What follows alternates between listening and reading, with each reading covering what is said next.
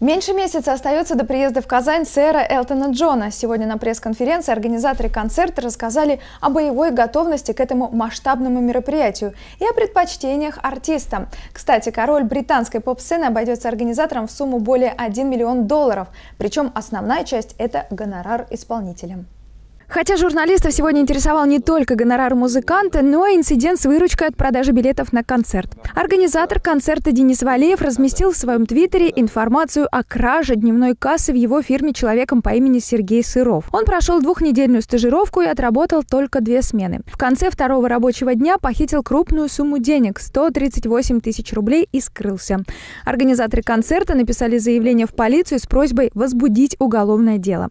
Когда мы приходим в полицию и спрашиваем, а как же уголовное дело, а когда нам вернут деньги, полиция говорит, уголовное дело не возбуждено, потому что он уже написал явку с повинной. То, что он нанес какой-то ущерб, это уже ваши гражданские правоотношения, подавайте на него иск и так далее, и так далее. Денис Валеев разместил эту информацию в своем блоге для того, чтобы как можно больше людей узнали о существовании такого человека. Пока дело с мертвой точки не сдвинулось. Что касается концерта мирового артиста, у организаторов практически все готово.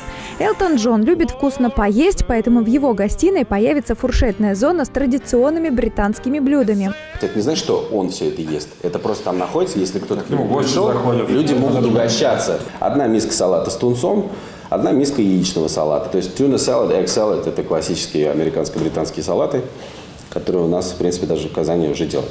Один небольшой поднос со свежей мясной нарезкой, включая индейку, курицу, ветчину и ростбиф, для 10 человек. Порой просьба иностранных артистов приготовить национальные блюда вызывает сложности.